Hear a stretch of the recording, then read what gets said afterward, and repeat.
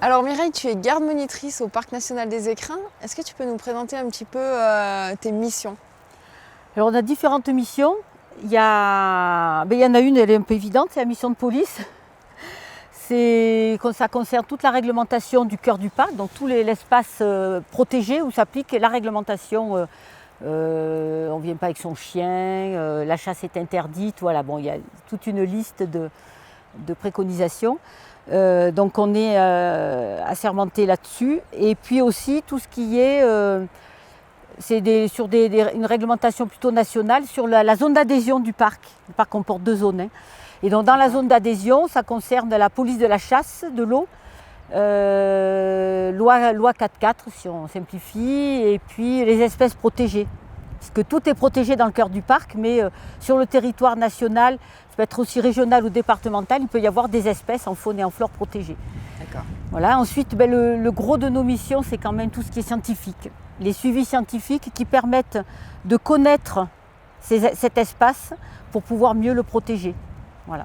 D'accord. Il y a la partie pédagogique qui est importante aussi, c'est-à-dire qu'on intervient dans les classes. Toutes les classes de la zone d'adhésion peuvent bénéficier de nos interventions gratuitement.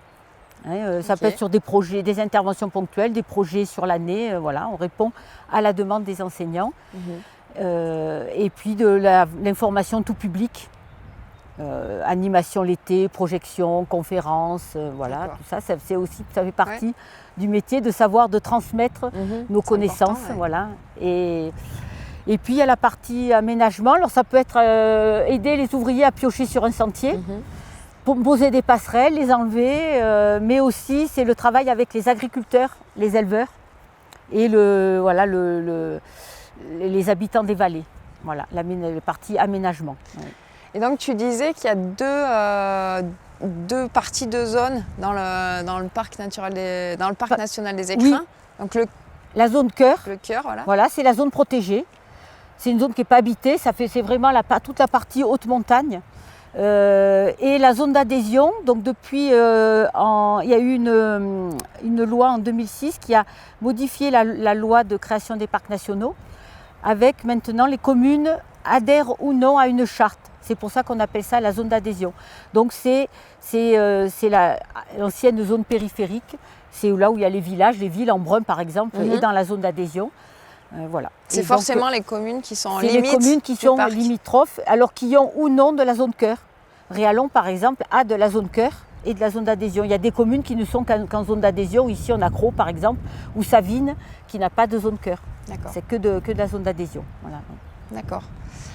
Et donc pendant mon enchaînement, j'ai pu voler en parapente de la Fourche, donc à côté des aiguilles de Chabrières. Oui.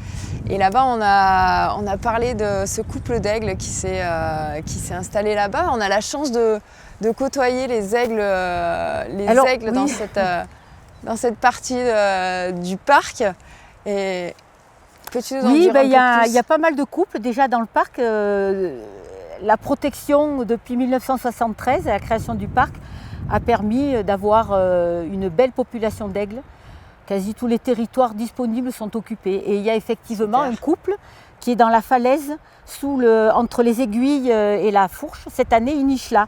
Mais ils ont aussi une aire dans un arbre qui est dans un gros mélèze qui est presque en dessous du col de la Gardette. D'accord. Voilà. Mais cette année, ils nichent dans la falaise sous la Fourche. Alors effectivement, il y a quelques précautions à prendre. Ouais.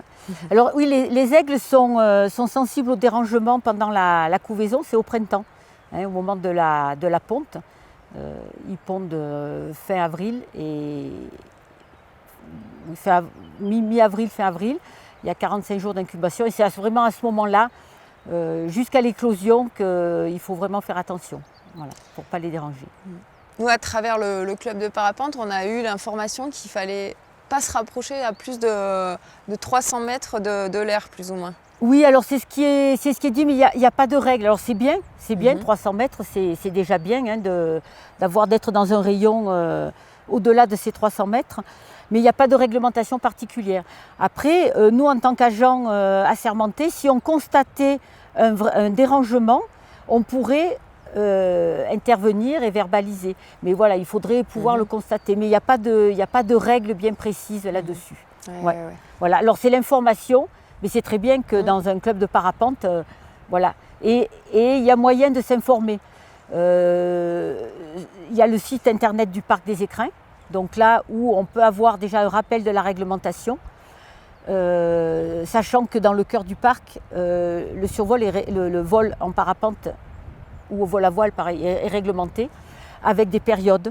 Des périodes où c'est autorisé, des périodes où c'est interdit, ou des sommets qui sont autorisés. Voilà. Mais tout ça est dans le site internet. Et il y a maintenant un site qui est en train de se mettre en place qui s'appelle Biodive Sport. Et ça sera justement le lien entre tous les pratiquants des sports de pleine nature et les naturalistes pour avoir justement les infos. Donc les pratiquants pourront avoir les infos sur ce qui se passe là, dans la zone qu'ils vont survoler, traverser en VTT ou en ski, voilà, différentes pratiques. Oui, c'est pas évident d'avoir les bonnes informations au bon moment, mais c'est quelque chose qui aujourd'hui doit rentrer un peu dans nos habitudes, comme on se renseigne sur la météo avant de sortir, parce qu'on est de plus en plus nombreux. Tout à fait, il y a de plus en plus de pratiquants, de sports très différents, plus d'activités qui sont vraiment diverses. Et que dans cette idée de respect et de préservation aussi, de se renseigner et de prendre ça en compte. Puis c'est leur milieu. La faune, elle est chez elle. Les animaux qui sont en montagne, ils sont chez eux. Et c'est plutôt nous qui venons, en essayant d'être le plus discret, leur rendre visite et parcourir leur domaine en fait. Voilà, On devrait presque pouvoir leur demander l'autorisation de passer là, parce qu'effectivement ils sont chez eux. Et des fois on a un peu tendance à l'oublier et aller un peu trop loin dans ce qu'on fait. Alors je suis passée aussi le long des Oucanes, juste derrière les aiguilles de Chabrières, et c'est également un lieu incroyable. C'est assez c'est particulier, oui. Ouais, ça peut faire quelque part, c'est un peu ça paraît un peu hostile et en même temps c'est très ça attire notre attention parce que c'est pas quelque chose qu'on a l'habitude de voir et c'est surprenant, donc c'est un peu mystérieux. Tu peux nous expliquer un petit peu C'est un phénomène géologique, c'est-à-dire que c'est en 2 mots assez rapidement, on est ici sur une nappe de charriage. Tout ce qu'on a autour de nous, c'est des dépôts qui se sont faits à 60 km d'ici à peu près, côté italien, et qui ont glissé, basculé jusqu'ici. Et en passant dans le Briançonnais, ils ont arraché des écailles calcaires. Il y a la Pousterle, les Chabrières et le Morgon. Et on est à l'avant de ça a poussé ça jusqu'ici. Donc on a ce paquet de calcaire qui n'a pas son origine ici. Et donc le calcaire s'érode facilement avec les éléments chimiques contenus dans l'eau. Avec la pluie, la pluie se charge avec le gaz carbonique et du coup c'est acide. Et ça va faire ces cannelures qui peuvent devenir de larges fissures et de profondes crevasses. Et ce petit plateau calcaire là-haut, c'est ça, c'est un lapiaz ou lapier, il y a différentes appellations. Mais c'est vraiment très particulier avec des crevasses qui peuvent faire jusqu'à 25 mètres de profondeur, entre 1 et 10 mètres de large, et avec ces trous qu'on peut descendre à l'intérieur, il faut faire attention, mais voilà, c'est très spectaculaire. Et donc les aiguilles de Chabrières, les Oucanes derrière ce désert minéral, quel rôle joue-t-il Alors ça absorbe l'eau. L'eau, elle s'infiltre. Bon, elle a commencé par se faire des chemins en creusant, et puis elle s'infiltre. Et c'est des zones. Alors là, c'est une petite zone calcaire, mais la pièce en général, il y a des endroits qui sont très très importants. Dans le Vercors, en Chartreuse. Le Vercors, la Chartreuse. Alors là, on a des avennes. Ça peut être très profond et on peut avoir des réserves d'eau souterraine en fait. D'accord. Et avec on appelle ça des exurgences. Dans le Vaucluse, il y a la fontaine de Vaucluse, mais ici, ça s'appelle aussi Vaucluse. D'accord. Et la source de Font-Renard, c'est une exurgence de l'eau qui s'infiltre dans les par le haut du plateau dans les oucanes et qui ressort à ce niveau-là. C'est un filtre aussi même, hein. L'eau se retrouve filtrée en passant à travers ces couches de roches. Et du coup, on a parlé de cette cohabitation avec les aigles, mais aussi avec toutes les autres espèces. Et c'est une zone où il y a aussi beaucoup de bergers qui montent avec leurs troupeaux. Voilà, c'est une zone qui est encore très active au niveau pastoral, avec des alpages. Ici, tous les alpages, l'été, tous les alpages sont occupés, avec des brebis partout, et sauf l'alpage de Chargès où il y a toutes les vaches de la vallée qui montent. Les vaches là-haut? Oui, ce sont des vaches. Il y a en gros 380 vaches qui montent le 14 juillet à la Montagnage. D'accord. Voilà, donc avec des troupeaux gardés, il y a des bergers partout. Et effectivement, eux aussi sont des usagers de la montagne. Et il faut aussi arriver à cohabiter. Alors il faut que eux respectent aussi le milieu. D'ailleurs, c'est un des rôles du parc de mettre en place ce qu'on appelle des mesures agro-environnementales. C'est des contrats qu'on passe avec les groupements pastoraux ou les éleveurs pour gérer le pâturage. Voilà. Pour les aider peut-être. Pour les aider. Alors, comme on leur impose des contraintes, ça peut être à des endroits pour manger une herbe que les brebis ne mangeraient pas habituellement, ou pour ne pas passer à un endroit parce qu'il y a les tétralyres qui nichent à ce moment-là. Donc il y a des compensations financières, ce sont des financements de l'Europe. Et donc voilà, l'éleveur ou le groupement qui signe ce contrat va essayer de respecter avec son berger ces mesures qu'on lui impose. Oui, ça peut sembler être des détails, mais en fait chaque détail est important. C'est important parce que même un troupeau en montagne, avant c'était des tout petits troupeaux qui étaient en alpage. Maintenant il y a des troupeaux très importants qui peuvent arriver à 1000, ici ça peut être 1200 bêtes. Et ça n'a pas du tout le même impact sur l'environnement qu'il y a 50 ans quand ça n'avait pas du tout cette ampleur-là.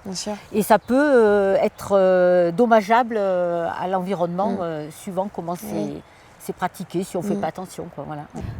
Les pratiquants aussi des sports de nature, il faut aussi respecter le travail des bergers.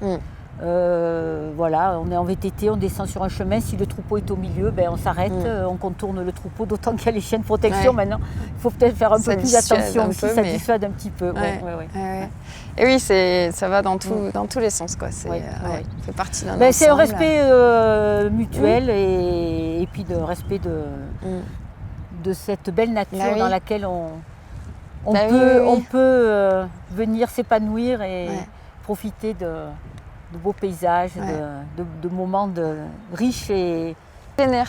Oui, voilà, c'est ça. D'être en montagne, ça apaise, ça régénère et c'est vraiment une chance. Je pense moi j'ai l'impression d'être privilégiée mais tout à fait. Que d'être ici, encore plus aujourd'hui. Donc si on peut participer à préserver cet environnement, ces espèces qui sont encore là, qu'on peut encore sauver, ça donne du sens un peu à ce qu'on fait tous les jours. Que de plus en plus de gens soient conscients de ça et puis le prennent en compte. C'est vraiment important. Merci beaucoup Mireille pour tous ces beaux messages. Nous on a la chance de se rencontrer, de se croiser. De se croiser, donc je peux avoir des infos en direct. Mais il faut, si on veut, on les trouve les infos. Voilà. On peut aller les chercher, puis il y a des outils. Il faut juste appeler, les gens sont les bonnes personnes pour répondre.